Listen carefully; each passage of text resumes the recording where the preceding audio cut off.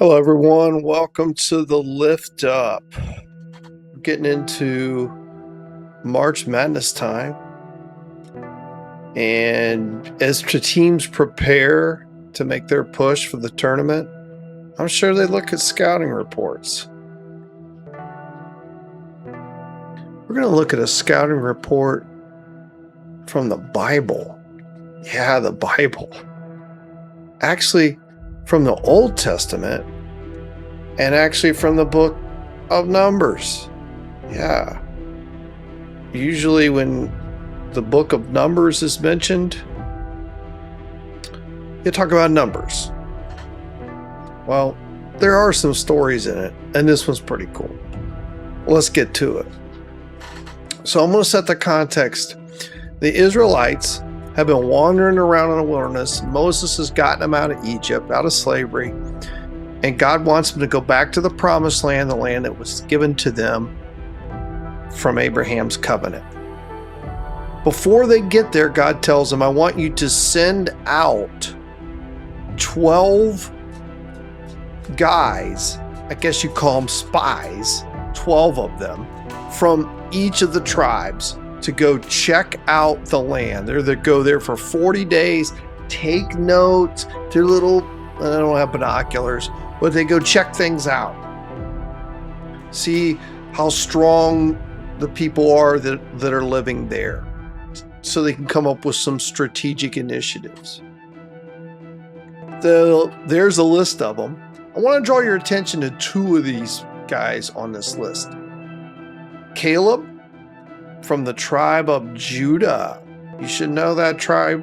That's David's tribe and Jesus's tribe. And then the other guy is Yeshua, son of Nun. We know him as Joshua, son of Nun. He's from the tribe of Ephraim. Those two guys are going to come into play here. So let's get to it. Moses sends them out into the land, see what it's like, 40 days, bring back samples of crops, whatever you could. Bring back so we get an idea of what we got to plan for. So here it says, after exploring the land for 40 days, the men returned to Moses and Aaron, the whole community of Israel at Kadesh and the wilderness at Paran. They reported to the whole community what they had seen and showed them the fruit they had taken from the land. This was their report. We entered the land you sent us to explore, and it is indeed a bountiful country, a land flowing with milk and honey and good kind of produce and Snickers bars and Reese cups, and you get the picture. But the people living there are powerful. Their towns are large and fortified. Guess what? We even saw giants. Giants. Not the New York Giants. They wouldn't be very scary because they won about 4 games. Ooh, just death blow to the Giant fan. The descendants of Anak. Who is Anak? Who is this Anak? Well, actually, if we did a little digging in it, Anak it comes from like 3 sons that were formidable in their size and strength. They scared people because they were tough guys. So they're comparing them to them.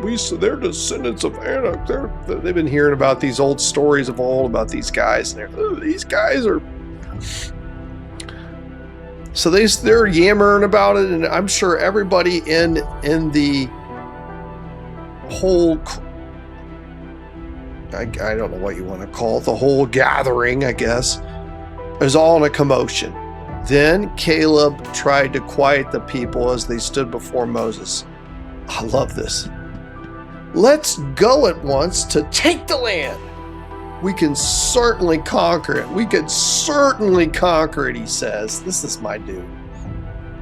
But the other men explored the land and disagreed. We can't go up against them. They're stronger than we are.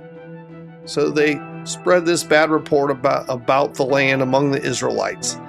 The land we traveled through and explored will devour anyone who goes to live there. All the people we saw were huge. The other team's huge. We can't beat them. We even saw giants there thrown out again. Look at this. It says, next to them we felt like grasshoppers. Grasshoppers. Okay, now we got to pick on the grasshoppers. All right, it's enough that little kids don't try to fry them with a magnifying glass and rays of sunshine. Now we're going to make fun of them in the Bible. All right, I'm sure there's going to be some grasshoppers protesting this. That's what they thought too. The whole community began weeping aloud. They cried all night. Their voices rose in great chorus of protest against Moses. It's all their fault. If only we had died in Egypt or even here in the wilderness. Why is the Lord taking us out of this country and have us die in battle? Our wives and little ones will be carried off and plundered. Blah, blah, blah, blah, blah. Then Moses and Aaron fell face down to the ground. They call that prostration. Down. Boom. Two of the men who explored the land, Joshua and Caleb, tore their clothing. They said to all the people, the land we traveled through and explored is a wonderful land. If the Lord is pleased with us, what is the Lord pleased with us? He will bring us safely into the land and give it to us. It is a rich land flowing with milk and honey. Do not rebel against the Lord, and don't be afraid of the people of the land. They are only helpless prey to us.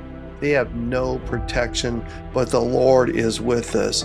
Don't be afraid of them. Man, these guys, the boldness of them to stand up in front of the whole assembly. Looks at the reaction of the people, but the whole community began to talk about stoning them. Whoa. Then the glorious presence of the Lord appeared. All right, God's had enough. He's had enough. I'm sick and tired of being sick and tired. Well, maybe he didn't say. I'm sure that's what he was thinking. He appeared to all the Israelites at the tabernacle, tent, and said to the Lord, how long will these people treat me with contempt? Will they never believe me even after the miraculous signs I've done among them?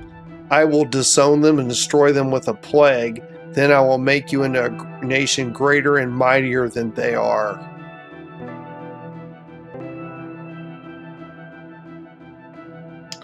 Wow.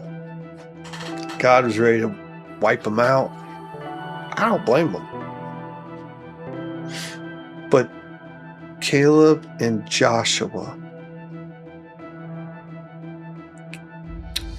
they didn't care about the scouting report. You know why? Their God is bigger than a scouting report. So when you get a scouting report that looks like you have no chance, remember, you have a God that's bigger than any scouting report. For the Lift Up, I'm PK.